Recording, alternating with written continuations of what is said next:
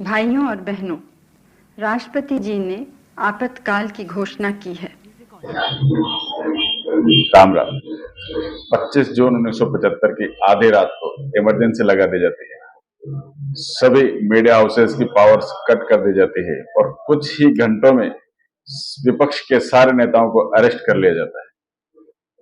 Emergency क्यों लगाई गई, देश में कितनी बार लगाई गई और इमरजेंसी लगाने के पीछे सबसे ज्यादा जिम्मेदार व्यक्ति प्रधानमंत्री के अलावा कौन रहा, इस वीडियो में आपको बताएंगे। बने रहिए। देश में 3 बार इमरजेंसी लगाई गई। सबसे पहले 1962 में इंडो चाइना वॉर के दौरान, उसके बाद 1971 में इंडो पाकिस्तान वॉर के दौरान, और उसके बाद सबसे विवादास्पद और लोकतंत्र की हत्या करने वाली 1975 की इमरजेंसी, जो जिसे अलग अलग लोगों ने अपने अपने तरीके से अलग अलग नाम दिया है। इसे इतिहास का, लोकतंत्र का काला दिन बताया जाता है। इमरजेंसी किसके सलाह पर लगी, ये आपको बाद में बताएंगे। पहले ये जानिए कि क्यों लगी, ऐसे क्या कारण रहे कि इमरजेंसी जैसी स्थिति को लाना पड़ा, इमरजेंसी ही लगानी पड़ेगी। सबसे पहला कारण रहा 1969 में देश की टॉप मोस्ट प्राइवेट बैंकें, 14 बैंकें, इंदिरा गांधी उन सबको नेशनलाइज करना चाहती थी और जिसका जेआरडी टाटा और बड़े बड़े इंडस्ट्रियलिस्ट, सभी शेयर होल्डर्स, सभी ने विरोध किया। इन बैंकों को नेशनलाइज करने के लिए बिल लाया गया, जिसे सुप्रीम कोर्ट में चुनौती दी गई, लेकिन सुप्रीम कोर्ट ने इससे रिजेक्ट कर दिया। लेकिन अगले साल, जैसा कि इंदिरा गांधी को आयरन लेडी कहा जाता है, वो जो सोच लेती थी वो करती थी। उन्होंने अगले साल संविधान में ही संशोधन कर दिया और सुप्रीम कोर्ट के डिसीजन को रिवर्स कर दिया। अगर आप भी जानना चाहते हैं कि वो 14 बैंक्स कौन कौन सी थी और उसके पीछे की स्टोरी क्या रही, तो कमेंट कीजिए, आपको जरूर बताऊंगा। उसके बाद 1971 में प्रीवी पर्स का मैटर हुआ। प्रीवी पर्स यानी प्रिंसली स्टेट्स की रॉयल फैमिलीज को दी जाने वाली एक निश्चित रकम। मीन्स जब 1947 में जब भारत को स्वतंत्रता प्राप्त हुई, उस समय भारत अलग अलग रियासतों में बटा हुआ था, तो सभी रियासतों को विलय करने का काम सरदार पटेल ने किया था। तो वो जो सभी रियासतें थी उन्हें प्रिंसली स्टेट्स कहा जाता है और उन राज परिवार को, रॉयल फैमिलीज को एक टाई अप हुआ था कि हर साल एक निश्चित रकम दी जाएगी, तो उसे प्रीवी पर्स का नाम दिया गया, जो कि इंदिरा गांधी को पसंद नहीं आया। तो उसे खत्म करने के लिए इंदिरा गांधी एक बिल लेकर आई, जिसे भी सुप्रीम कोर्ट में चुनौती दी गई और सुप्रीम कोर्ट ने इसे भी रिजेक्ट कर दिया। और आखिरकार फिर वही हुआ कि संविधान में फिर 26वां संशोधन किया गया और प्रीवी पर्स को बिल्कुल समाप्त कर दिया गया। इस तरह से फिर न्यायपालिका के साथ इंदिरा गांधी का एक बार और टकराव हुआ और ऐसा कहा जा सकता है कि जो तानाशाही प्रवृत्ति थी वो उन्होंने लागू की। इसके जवाब में जो रॉयल फैमिलीज थी उन्होंने इलेक्शन फाइट करने का विचार किया। नवाब अली खान पटौदी, जो कि सैफ अली खान के पिताजी थे, उन्होंने इलेक्शन फाइट किया 1971 में, लेकिन हार गए। उनको 5% वोट भी नहीं मिले।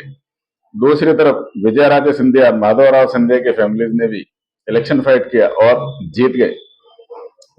इस तरह से 1971 के इलेक्शन में इंदिरा गांधी जीत गई और प्राइम मिनिस्टर बन गई।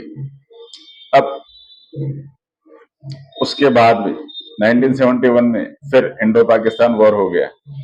1973 में वर्ल्ड वाइड ऑयल क्राइसिस हो गया। क्रूड के रेट 300% तक बढ़ गए और क्रूड के रेट बढ़ने के पीछे पीछे हर चीज के रेट बढ़ गए और महंगाई आसमान छूने लगी।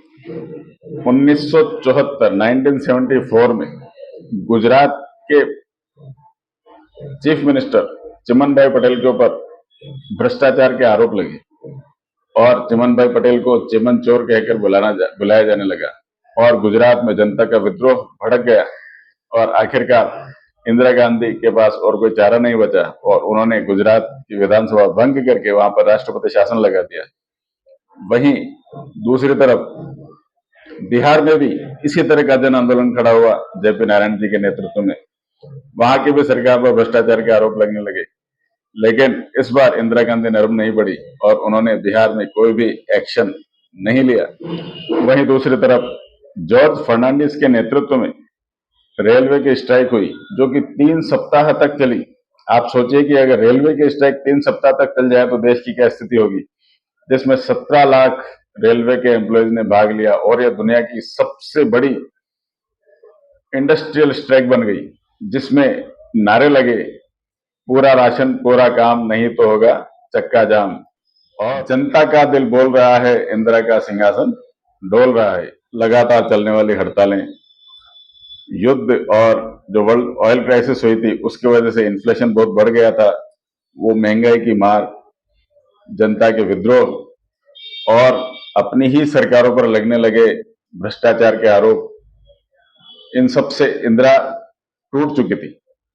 और उसके बाद में जो सबसे महत्वपूर्ण रोल अदा किया, संयुक्त सोशलिस्ट पार्टी के राज नारायण जी, जो कि 1971 में इंदिरा के सामने लड़े थे, लेकिन 1 लाख से भी ज्यादा वोटों से हार गए थे। इंदिरा गांधी यूपी की रायबरेली सीट से जीत तो गई, लेकिन राज नारायण जी ने आरोप लगाया कि ये भ्रष्टाचार के माध्यम से जीते हैं और सरकारी मशीनरी का दुरुपयोग किया है और बहुत उच्च पैमाने पर भ्रष्टाचार किया गया है। तो उन्होंने एक सूट फाइल किया, जो कि काफी लॉन्ग टाइम तक चला और उसका डिसीजन भी 1975 में आया। हाई कोर्ट ने 12 जून को हाई कोर्ट ने डिसीजन दिया कि इंदिरा गांधी ने गलत तरीके से चुनाव जीता है और इनको 6 साल के लिए निलंबित किया जाता है। अब ये ना तो वोट कर पाएंगी और ना ही इलेक्शन लड़ पाएंगी। 24 जून को सुप्रीम कोर्ट में चुनौती दी गई और सुप्रीम कोर्ट का भी ये डिसीजन आया कि हाई कोर्ट का डिसीजन बिल्कुल सही है, लेकिन पद पर बने रह सकती हैं अगली हियरिंग तक। और अल्टीमेटली राज नारायण जी को उस इलेक्शन का विजेता घोषित किया गया, लेकिन इंदिरा गांधी ने रिजाइन करने से मना कर दिया। 25 जून को रामलीला मैदान में राज नारायण जी के नेतृत्व में बहुत बड़ा जन आंदोलन किया गया और ये आवाज दी गई, नारा लगाया गया कि सिंहासन खाली करो कि जनता आती है। 25 जून को सुबह सुबह ही इंदिरा ने बंगाल के सीएम सिद्धार्थ शंकर रे को फोन किया। आप सोचिए कि इंदिरा गांधी ने अपने कानून मंत्री को फोन नहीं किया और सिद्धार्थ शंकर रे को फोन किया, मतलब वो इतने करीबी और इतने विश्वस्त व्यक्ति थे और वो न्याय प्रणाली के जानकार भी थे। उनको फोन किया, वो उस समय दिल्ली में ही थे। उन दोनों की मीटिंग हुई और जो मैं की पर्सन की बात कर रहा था, ये सिद्धार्थ शंकर रे, जिन्होंने सलाह दी कि अब कोई रास्ता नहीं बचा है इमरजेंसी लगाने के अलावा, और इस तरह से उस व्यक्ति की सलाह पर ये इमरजेंसी लगाई गई। इमरजेंसी के दौरान लाखों लोगों को गिरफ्तार किया गया, अमानवीय लोगों को यातनाएं दी गई और जबरन लाखों लोगों की नसबंदी कर दी गई।